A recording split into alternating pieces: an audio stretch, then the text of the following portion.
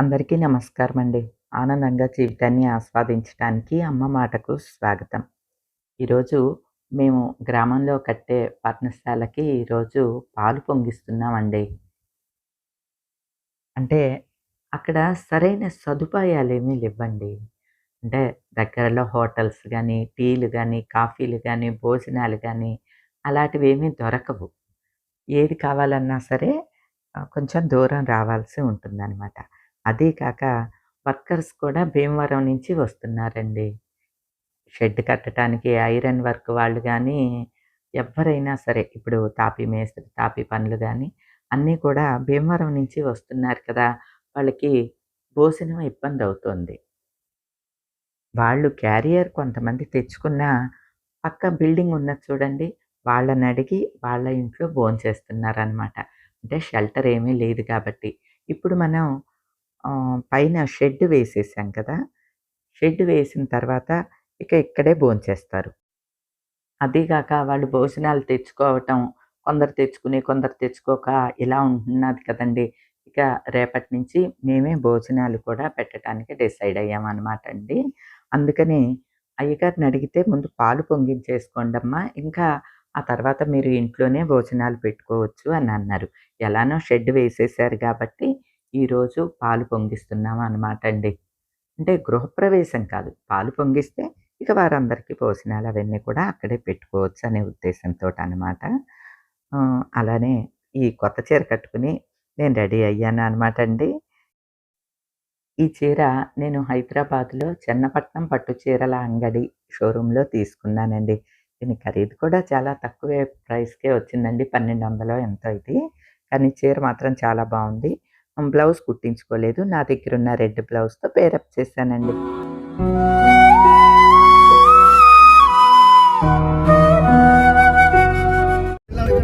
అమ్మా తల్లి, ముత్యాలమ్మ తల్లి, వెళ్ళొస్తానమ్మా. మా వారి స్నేహితులు రాజేంద్ర గారు, వారి మిసెస్ వాణి గారిని కూడా రమ్మన్నామనమాట అండి. మేము వచ్చేటప్పుడే వాళ్ళని కూడా పికప్ చేసుకొని వచ్చాము. ఎందుకంటే మేము కట్టే ఈ పర్ణశాలకి దగ్గరేనండి వాళ్ళ ఇల్లు. అందుకని మేము ఆన్ ది వేనే కాబట్టి వాళ్ళని కూడా తీసుకొని వచ్చామనమాట. ఇక్కడేమో మనకి ఏమీ అందుబాటులో ఉండవు కదండీ! కొన్నైతే నేను సామాన్లవి తెచ్చుకున్నాను. పూజకి సంబంధించినయి అన్నీను. నేను, మా వారు, వాణి గారు, రాజేంద్ర గారు, పక్కన బిల్డింగ్ కనిపిస్తోంది కదండీ! ప్రసాద్ గారు, వారి భార్య సౌభాగ్య గారు. మేము 3 జంటలము. తర్వాత ఈ వర్కర్స్ అందరూ ఉన్నారు. మేస్త్రి గారు, ప్రేమ గారు.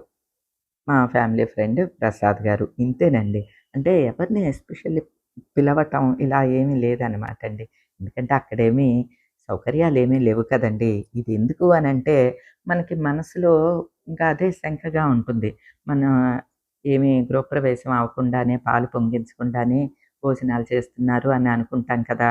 అలా అని చెప్పి మీరిక్కడ తినొద్దు, బయట తినండి అనటానికి కూడా వర్కర్స్‌కి బాగోదు. ఎందుకంటే బయట అంతా ఎండగా ఉంటుంది కదండీ! షెల్టర్ ఉన్నాది అంటే ఖచ్చితంగా షెల్టర్‌లో భోంచేస్తేనే మంచిది కదా! అంటే వర్కర్స్ వాళ్ళు భోజనాలు తెచ్చుకోవటం కాదండి.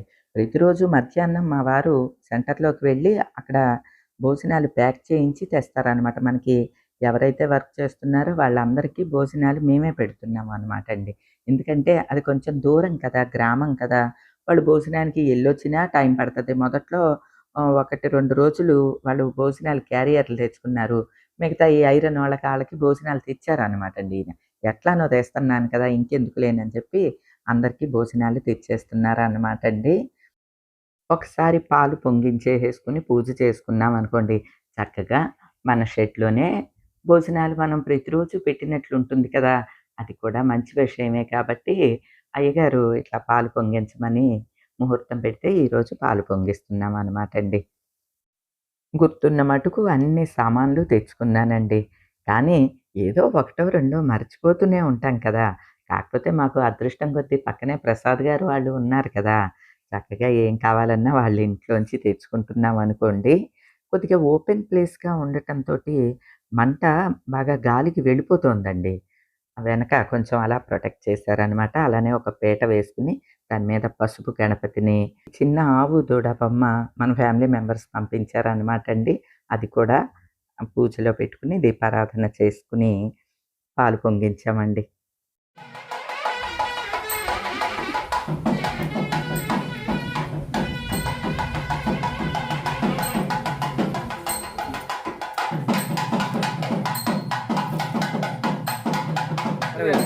అందరూ వేయండి రాజేంద్ర గారు.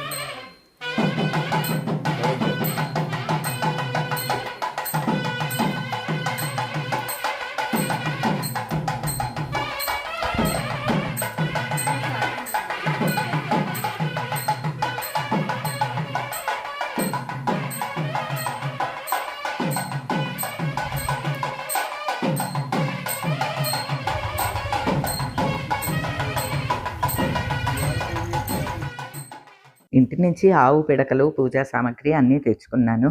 కొన్ని ఎలా అయినా మర్చిపోతూ ఉంటాం కదండీ! బెల్లంని దంచి తేలేదనమాట. బెల్లం ప్యాకెట్ పళాన తీసుకొచ్చాను. పక్కనే ఇల్లున్నది కాబట్టినండి, ఏది కావాలన్నా వాళ్ళని అడుగుతూ ఉంటాననమాట.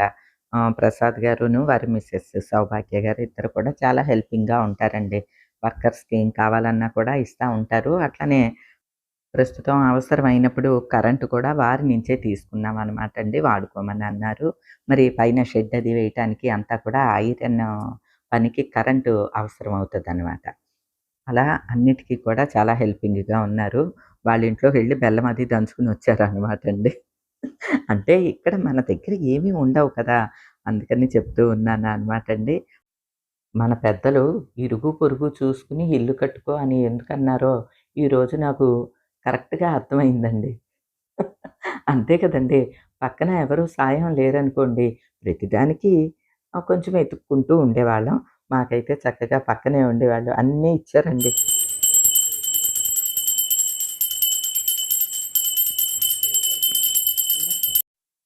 మా ఇల్లెప్పుడూ అన్నపూర్ణాలయంలాగా చక్కగా ప్రతి ఒక్కళ్ళు భోంచేసే విధంగా ఉండేలా దీవించు తల్లి అని దండం పెట్టుకుని పూజ చేసుకున్నానండి.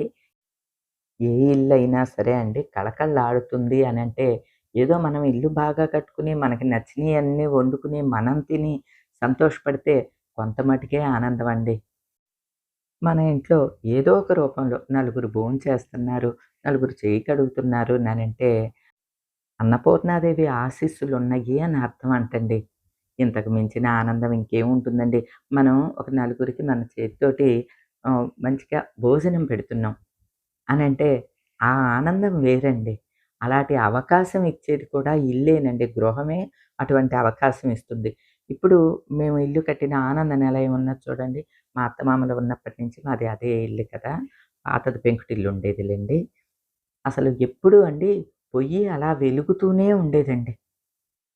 ప్రతిరోజు ఎవరో ఒకళ్ళు రావటం, మామయ్య గారి స్నేహితులో, ఉద్యోగరీత్యానో, బంధువులో ఎవరో ఒకళ్ళు వచ్చి అలా చెయ్యి కడిగితేనేనండి ఆ ఇంటికి కళ. ఆ తర్వాత మేము డ్యూప్లెక్స్ హౌసు కొనుక్కొని అక్కడికెళ్ళిపోయాం కదండీ! మళ్ళీ పూర్వ వైభవం వస్తుందో రాదో అని అనుకుంటూ ఉండేదాన్నండి. పెద్దల ఆశీర్వాదం అలా ఉంటుందండి. దానికి తోడు మనం కూడా మన సంకల్పం కూడా ఉండాలండి. తోడవ్వాలి. మనం మనసులో ఏదైతే పదే పదే అనుకుంటామో అదే జరుగుద్దంటండి. దాన్నే ఇప్పుడు మేనిఫెస్టేషనో ఏదో అంటున్నారు కదండీ!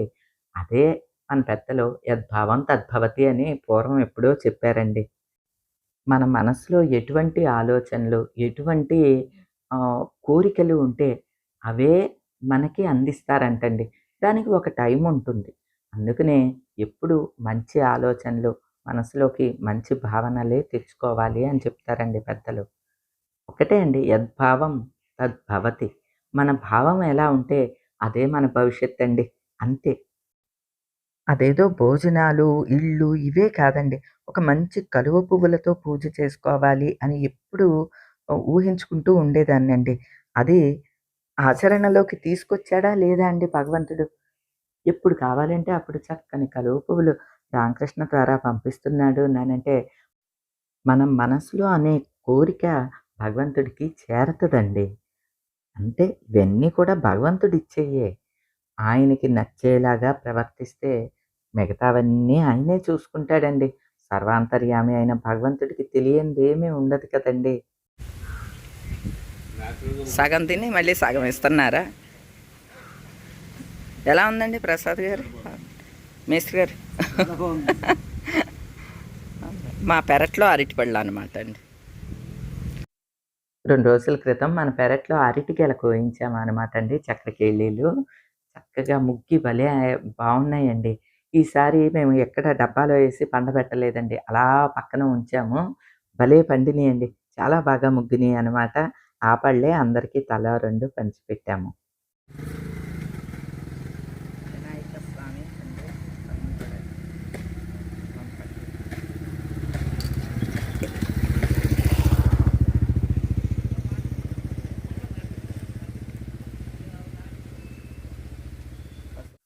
ఇక కార్యక్రమం అంతా పూర్తి అయిన తర్వాత పూజా ద్రవ్యాలు అవన్నీ ఉన్నాయి కదండీ! పసుపు వినాయకుడిని చేసుకున్నాము.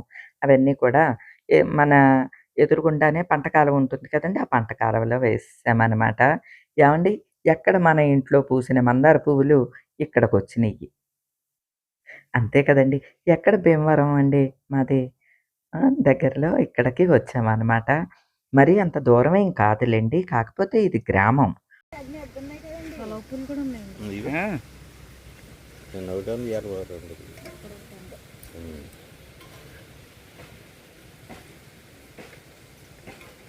అక్కడ అక్కడ పెరట్లో పువ్వులు ఇక్కడికొచ్చినియి చూడండి. కదా! చూడండి స్పీడ్ వెళ్ళిపోతుంది. ఇటు అటు తిరుగుతున్నాయి. రొయ్యల చెరువు పట్టారు అవతల. నువ్వు అదిగో చెప్పు పట్టుబడి వెళ్ళిపోతుంది. ఎయ్యి కళాపూలే అన్నాడు. కొంగ చూడండి అట్లా వచ్చి. చేపల కోసం వస్తాయి కొంగలు.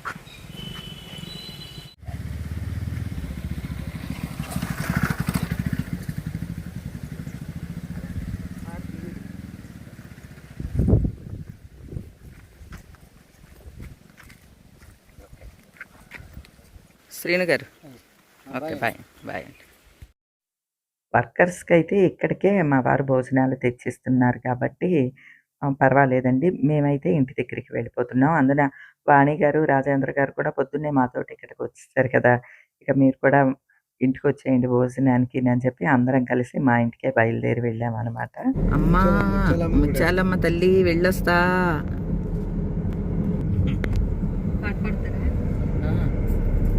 ముత్యాలమ్మ తల్లి అనంగానే ఏం పాట అండి? ఓ ముత్యాల ఓ ముత్యాలమ్మ ఓ మురిపాలమ్మ అని పాడుతుంది. ఇంటికొచ్చి భోజనాలు అయిన తర్వాత కూడా కొద్దిసేపు కూర్చొని కబుర్లు ఆడుకొని ఆ తర్వాత చల్లబడ్డ తర్వాత అప్పుడు వాణి గారు బయలుదేరి వెళ్ళారనమాట అండి.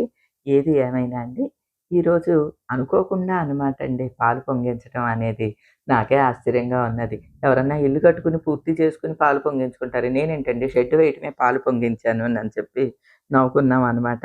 ఒక్కోసారి అట్లా మన ప్రమేయం లేకుండానే జరుగుతూ ఉంటాయండి.